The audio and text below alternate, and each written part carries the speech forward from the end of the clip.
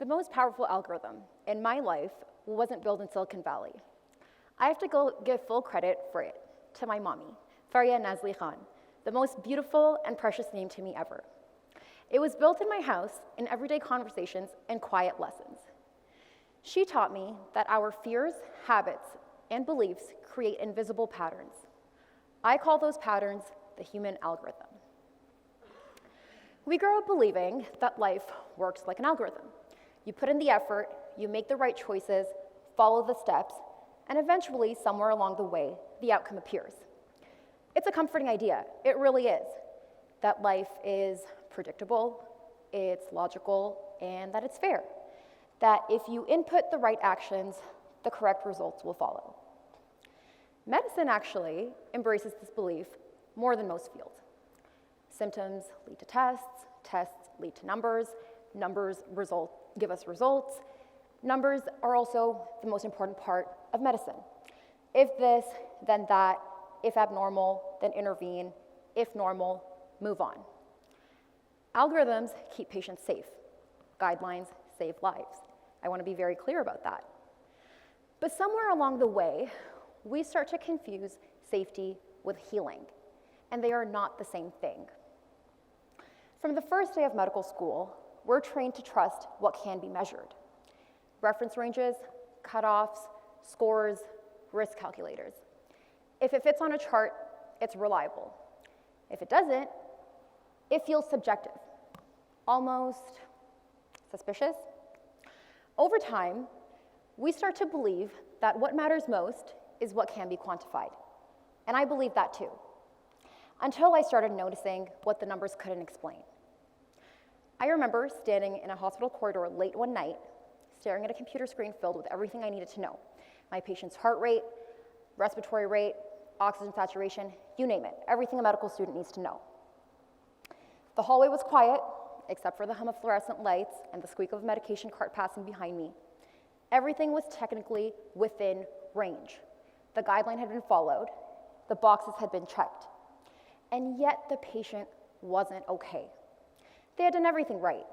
They had taken the medication, followed the advice, come in early, but something somewhere along the way had shifted in a way that no lab trend could capture. What stayed with me wasn't the diagnosis. It was the pause.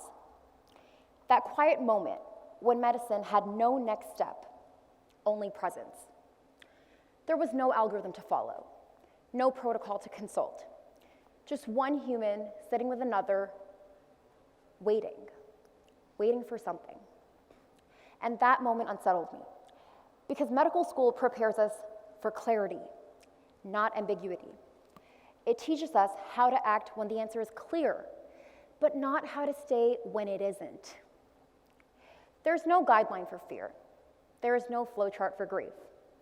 There is no reference range for the weight someone carries when their life changes overnight.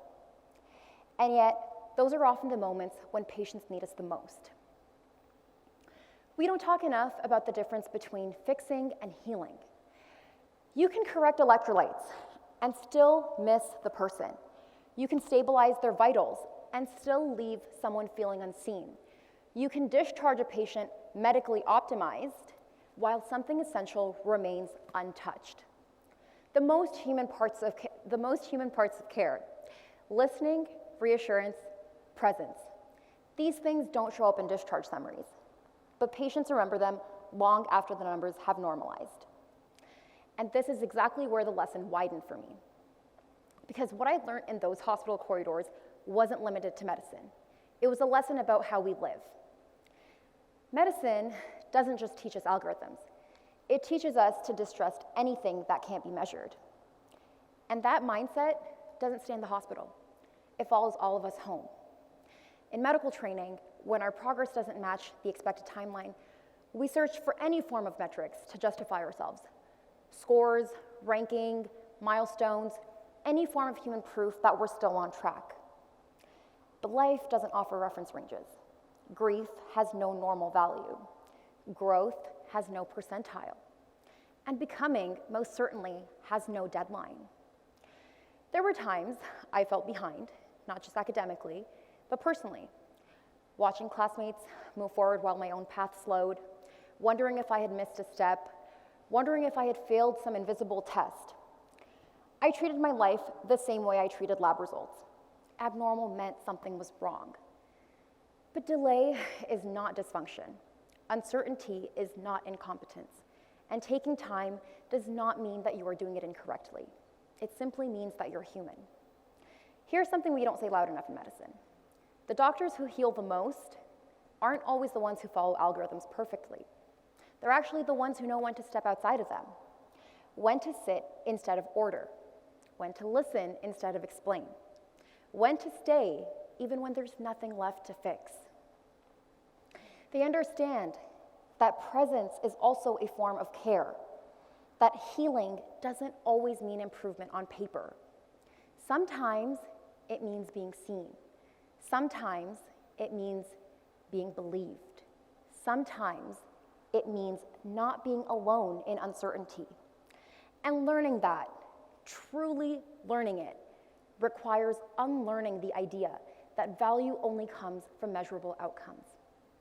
The moments in my training that felt like detours weren't actually wasted time.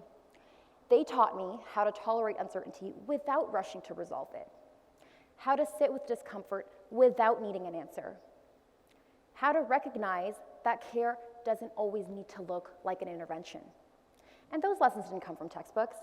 They came from the silence, from the pauses, from moments when the algorithm ended, but the human story did not. And this isn't just about doctors. If any one of you are a patient who has ever been told your tests are normal, while still knowing that something wasn't right, or if you're a student who has followed every rule, but you still feel behind, or if you're someone whose life refuses to fit neatly into the formula that you were promised, I want you to hear me loud and clear. You are not broken, you are not failing, and you are not doing it wrong. You are simply living something that cannot be reduced to data. Algorithms are powerful, guidelines are necessary, but they are not the whole story. They tell us what to do. Human care teaches us how to be.